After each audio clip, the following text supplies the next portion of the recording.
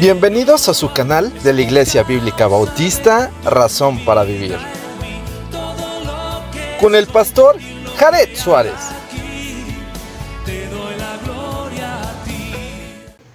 Vamos a orar. Señor y Padre nuestro, gracias te damos por tu palabra, porque es nuestra guía, es nuestra base de conducta, de fe. Y te pedimos, Señor, que podamos seguirla al pie de la letra, que podamos obedecerte a ti y que nuestro corazón sea contigo cada día. Y Señor, ponemos nuestra vida delante de ti, rogándote que hables a nuestro corazón y que nos ayudes a ser obedientes. Y en el nombre de Cristo Jesús, amén. Podemos tomar nuestro lugar. Y aquí tenemos este pasaje que es pues prácticamente para los pastores. Si usted ve los subtítulos, usted puede ver ahí con claridad que dice exhortación a los ancianos. Y de alguna manera es una exhortación hacia los pastores. Y es muy importante que la congregación sepa cómo los pastores se tienen que conducir y cuál es su función. Por eso empieza el versículo 1, ruego a los ancianos que están entre vosotros, los presbíteros o aquellos que han sido llamados al ministerio. Yo anciano, es decir, también como pastor, con ellos y testigo de los padecimientos de Cristo, que soy también participante de la gloria que será revelada. Entonces el apóstol Pedro de alguna manera se presenta como un pastor que fue testigo ocular de los padecimientos de Cristo. Él estuvo con él, él sabe lo que era el Señor Jesucristo, él lo vio caminar sobre el mar, él lo vio hacer milagros, resucitar a los muertos, multiplicar los panes. Él es de alguna manera una persona que con toda autoridad puede decir que Cristo es aquel que le conduce y que le guía y que le revela para que la iglesia pueda andar correctamente en el orden de Dios. Y empieza la exhortación diciendo: apacentar la grey de Dios que está entre vosotros. La figura es la figura de un pastor de ovejas.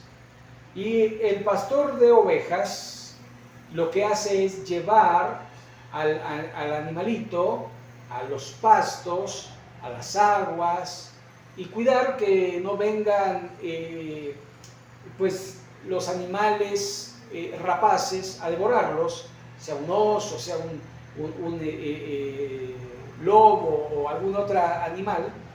Él tiene que tener ese cuidado de que no los vengan a devorar. Cuando se enferman, los cura. Cuando se descarrían, va por ellos.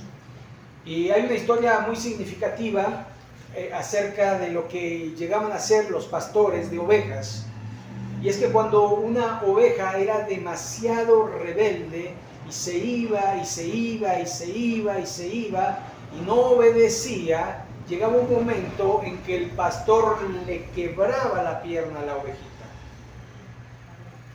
De tal manera que ya, aunque quisiera, no pudiera irse.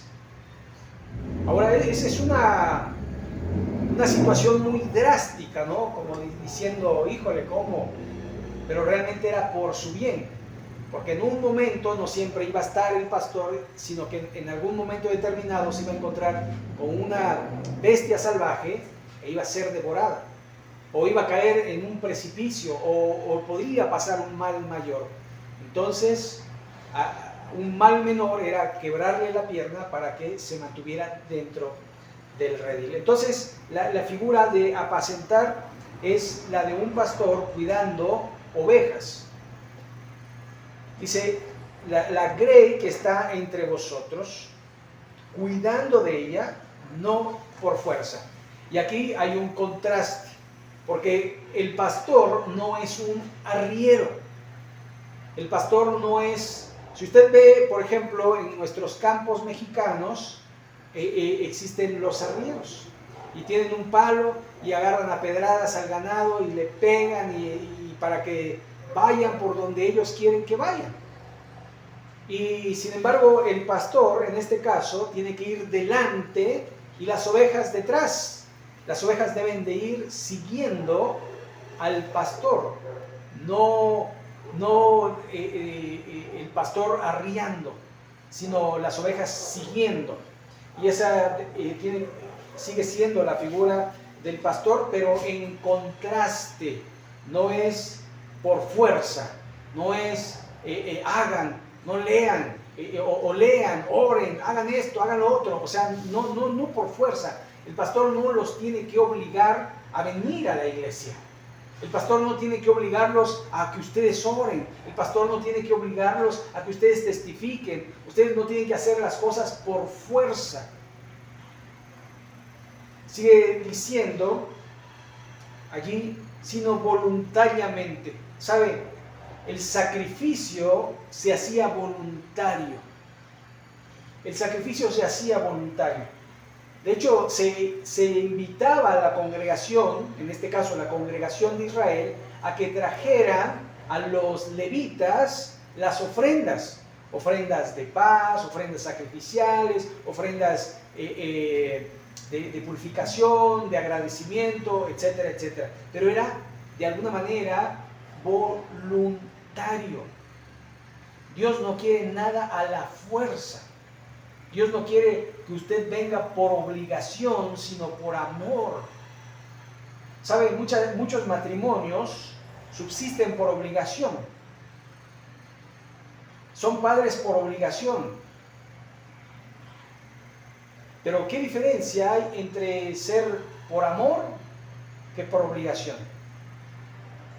No es de alguna forma el dar porque tengo que darlo, sino el darlo porque lo hago con el amor que le tengo a mi Señor. Hay una gran diferencia. ¿Sabe?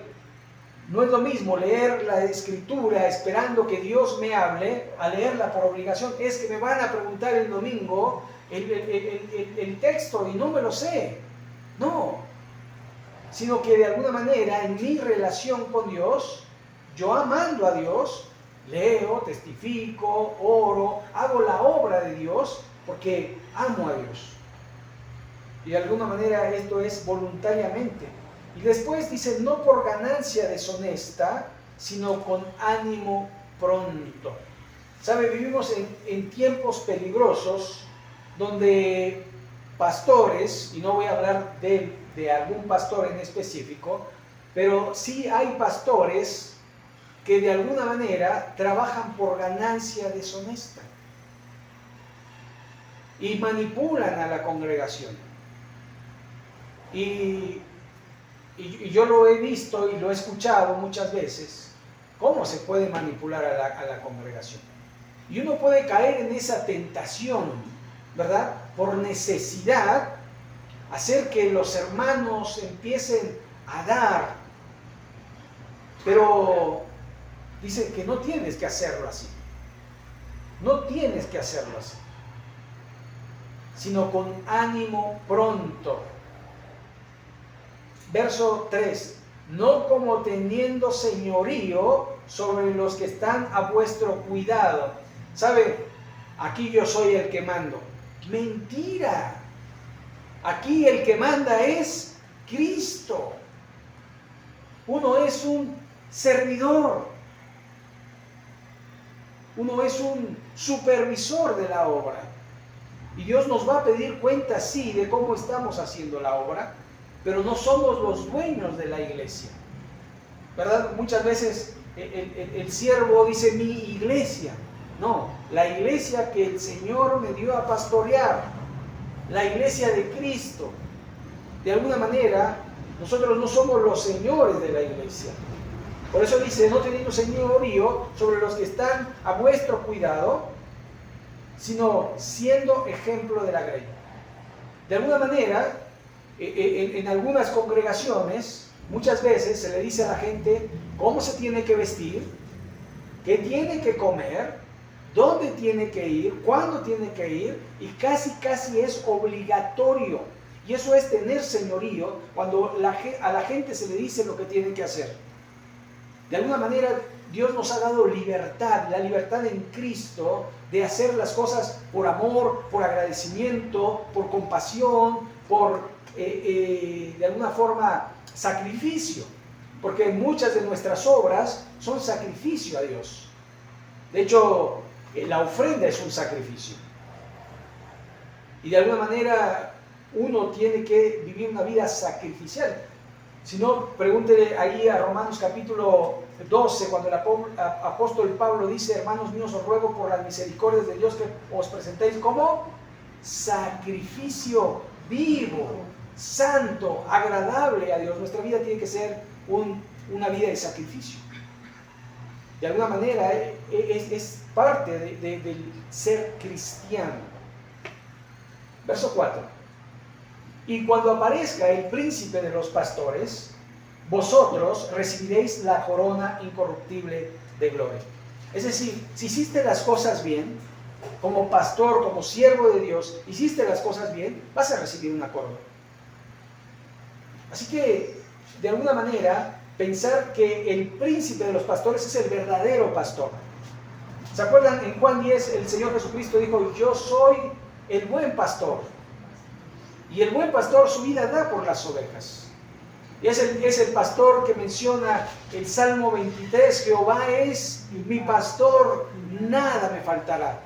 Así que el verdadero pastor, el príncipe de los pastores, Jesucristo, de alguna manera nos va a recompensar en aquel día. Ahora, dentro del pastorado, porque los pastores regularmente, los que estaban a cargo de la iglesia, eran los pastores más adultos, los más ancianos. Pero había pastores jóvenes, y a estos va a hablar. Igualmente jóvenes están sujetos a los ancianos, y todos sumisos unos a otros, revestidos de humildad, porque Dios resiste a los soberbios y da gracia a quienes, a los humildes.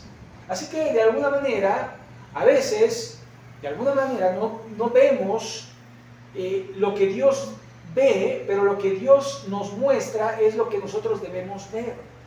Muchas veces nosotros sentimos, tenemos percepciones, tenemos prejuicios, pero nuestras percepciones, nuestros prejuicios, a la luz de la palabra son nada. No es lo que yo pienso, no es lo que yo quiero, no es lo que a mí me parece, no es lo que yo quisiera. ¿Qué dice Dios? Por esa razón, la sujeción y la humildad es hacia Dios, no hacia la persona. Pero de alguna forma, nuestra sujeción y nuestra humildad se hace hacia las personas.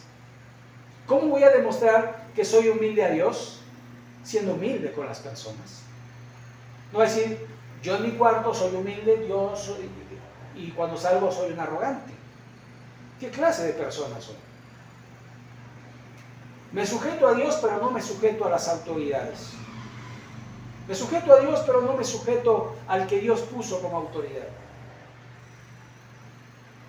Por eso el verso 6 dice: humillaos pues bajo la poderosa mano de Dios, para que Él os exalte. ¿Cuándo? Cuando fuere tiempo. ¿Sabe? Hay tiempo para todo.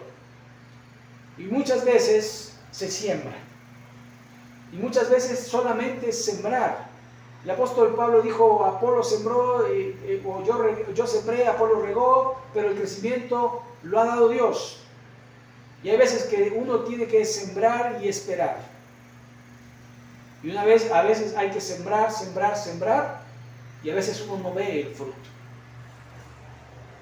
Sino hasta que el Señor quiera, porque es en el tiempo de Dios. Por eso dice: echando toda vuestra ansiedad sobre Él, porque Él tiene cuidado de vosotros. ¿Sabe? Muchas veces, y otra vez lo pongo en contexto, le está hablando a pastores. Y los pastores también tienen ansiedad. Y entonces dice, pon tu ansiedad delante de Él.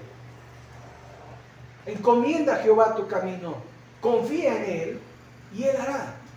Así que poniendo toda, o dice, echando toda vuestra ansiedad sobre Él, porque Él tiene cuidado de vosotros. En el libro de Hebreos, o en la epístola de los Hebreos, allí Él dice, ¿qué me puede hacer el hombre?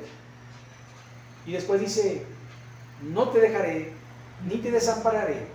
De alguna manera, una de las promesas que Dios tiene para sus siervos es que no los va a dejar.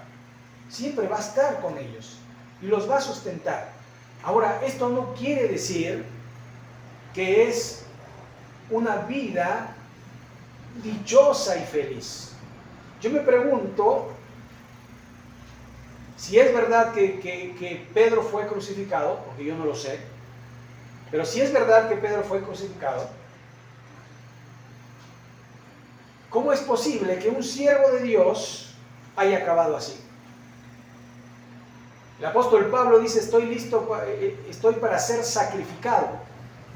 Y lo más probable, estando en manos de los romanos, es que haya sido decapitado.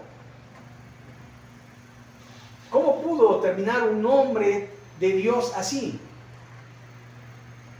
Y Esteban, que era un hombre de Dios, y que su rostro parecía un rostro de ángel,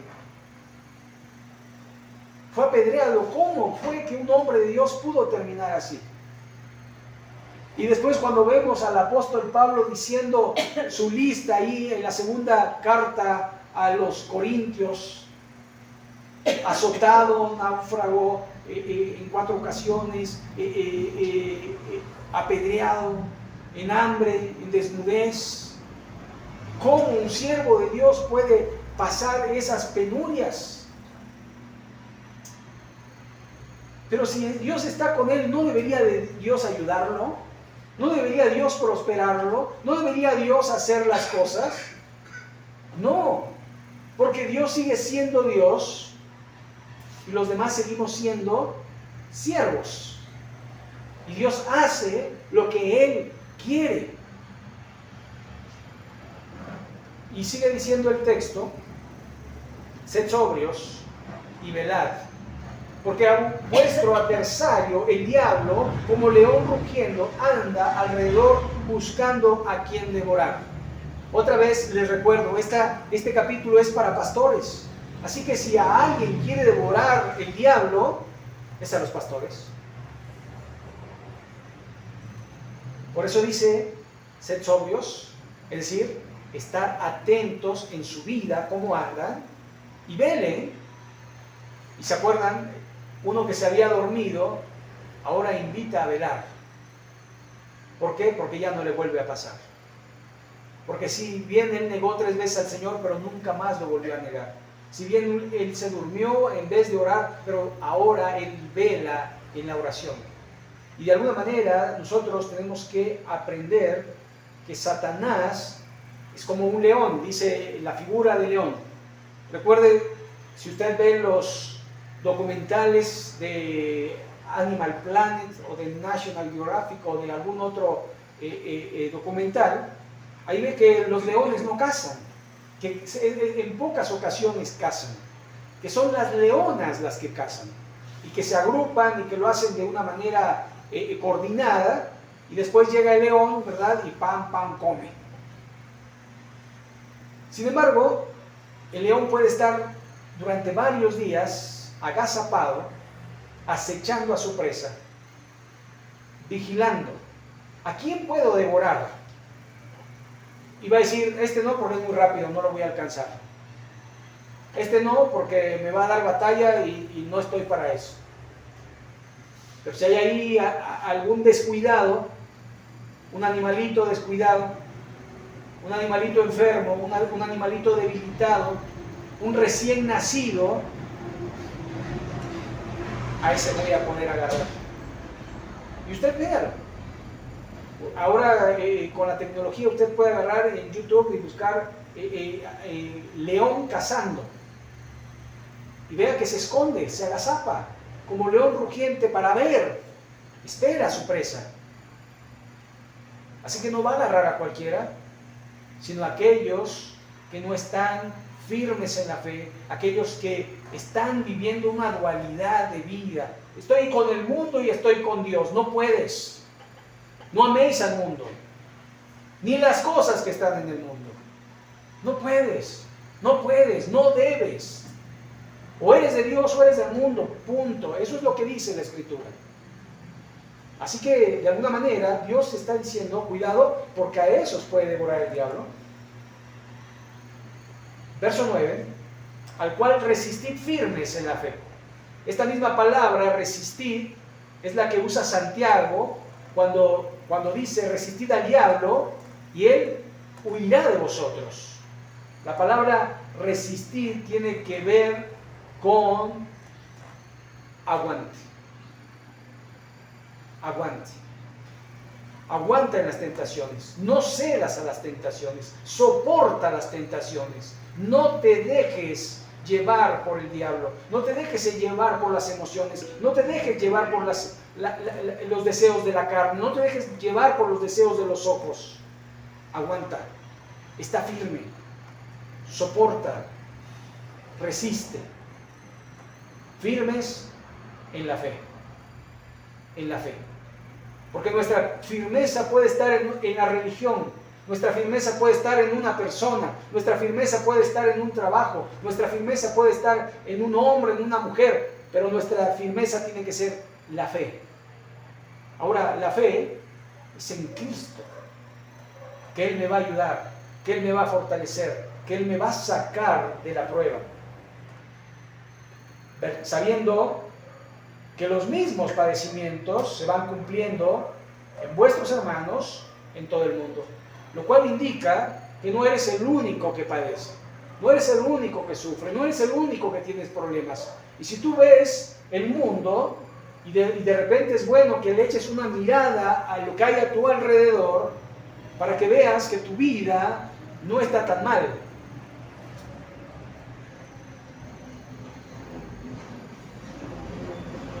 Verso 10, mas el Dios de toda gracia, que nos llamó a su gloria eterna en Jesucristo, después que hayáis padecido un poco de tiempo, Él mismo os perfeccione, afirme, fortalezca y establezca. Y este versículo, de alguna manera, fíjese, mas el Dios de toda gracia, es decir, que no nos da lo que merecemos, sino lo que no merecemos, nos llamó a su gloria eterna.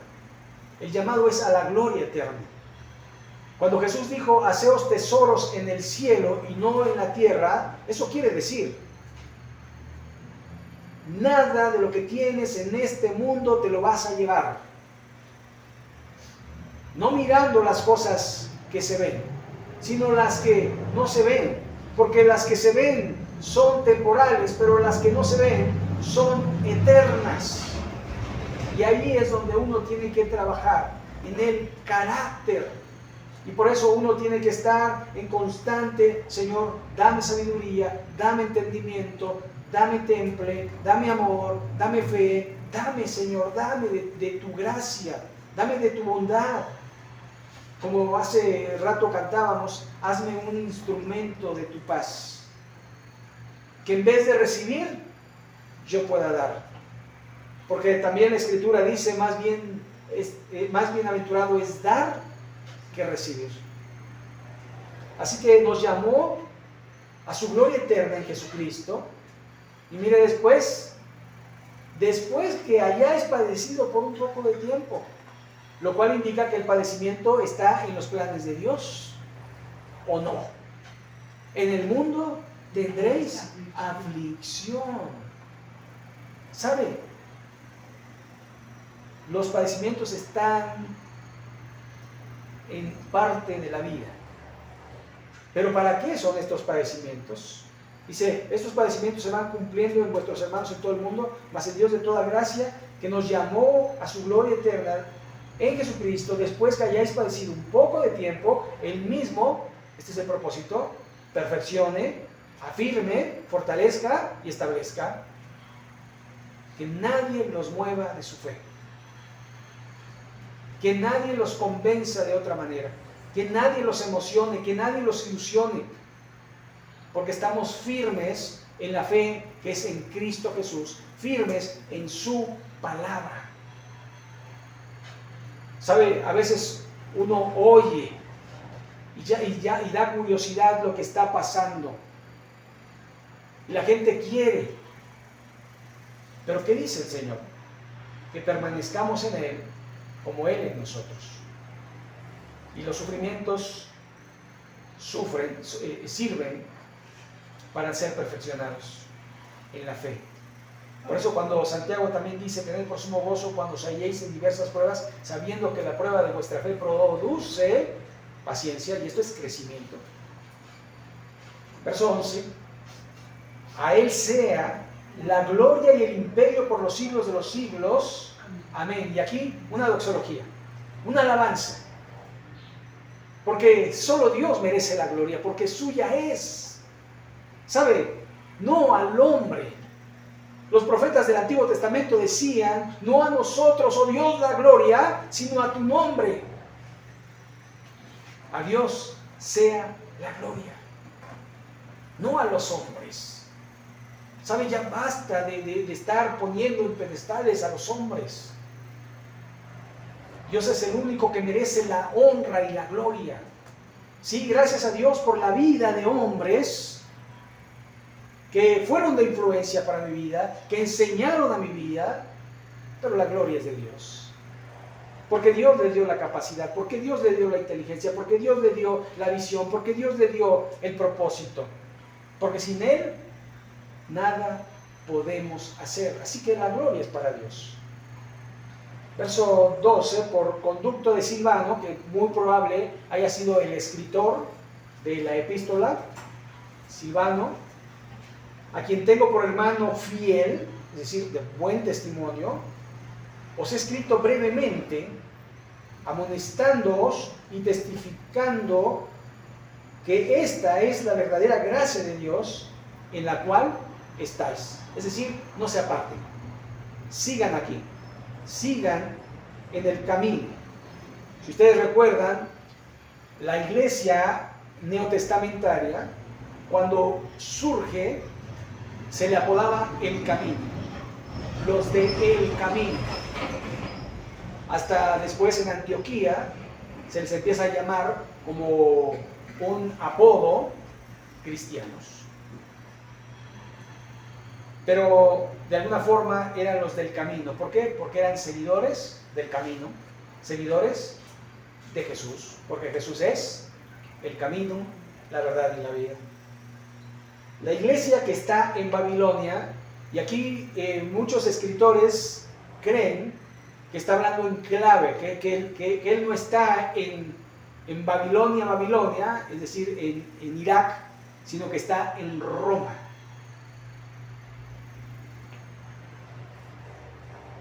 Dice: la iglesia que está en Babilonia, elegida juntamente con vosotros, y Marcos mi hijo, os saludan. Algunos eruditos llegan a pensar que Babilonia era su esposa, pero no tenía que cifrar, ¿verdad?, el nombre de su esposa, sino pudo haber dicho: mi esposa os saluda. Pero en realidad es una iglesia, y muy probable que esta carta la haya escrito desde Roma. Verso 14: saludaos los unos a los otros con ósculo de amor. Y el ósculo es un beso en la mejilla. Y de alguna manera, lo que también el apóstol Pablo lo dice en otra ocasión, ósculo santo. Es decir, sin malicia, saludarse sin malicia. Paz sea con todos vosotros, los que estáis en Cristo, en Jesucristo. Amén. Y aquí la paz para aquellos que están en Cristo. Estar en Cristo es estar en la doctrina. Estar en Cristo es estar en la fe. Estar en Cristo es estar en lo correcto. Y lo correcto es viviendo la vida como Él manda en su bendita palabra. La paz de Dios viene cuando de alguna manera nosotros ponemos todas nuestras peticiones, todos nuestros ruegos, todas nuestras acciones de gracias delante de Él. Porque después dice, y la paz de Dios que sobrepasa todo entendimiento guardará vuestros corazones y vuestros pensamientos en Cristo Jesús. Así que de alguna manera, si estamos bien con Él, tenemos paz para con Dios por medio de nuestro Señor y Salvador Jesucristo. La paz es resultado de nuestro andar en Cristo. Así que aquí vamos a concluir la primera carta de Pedro. Si Dios lo permite, dentro de 15 días vamos a continuar con la segunda carta de Pedro, que es muy corta, tres capítulos. Y pues vamos a orar para terminar. Les invito a ponernos en pie. Bendito Padre Celestial, te agradecemos, Señor, porque tú has puesto a personas para guiarnos, para enseñarnos, para instruirnos, para mostrarnos el camino en el cual debemos andar. Y nosotros, al haber oído el Evangelio de nuestra salvación y habiendo creído en él, fuimos sellados con tu Santo Espíritu. Y después crecimos en esa gracia. Y de alguna manera nosotros también nos hemos convertido en servidores tuyos para la gloria tuya. Que ya no seamos niños fluctuantes llevados por cualquier viento de doctrina, sino que tu palabra, que es la doctrina, perseveremos en ella para ser hijos obedientes, amados tuyos, y tu paz venga a nuestra vida de tal manera que sepamos que estamos en lo correcto. Señor bendito, te ruego por mis hermanos, mis hermanas, te ruego que los bendigas, que los protejas, que los guardes del mal, del maligno, que sigamos creciendo en tu gracia, que sigamos honrándote con nuestra vida, con nuestros bienes, y que tu nombre sea conocido y glorificado a través de nuestro andar en Cristo. Señor, ponemos nuestra semana delante de ti, gracias te damos, y en el nombre de Cristo Jesús. Amén.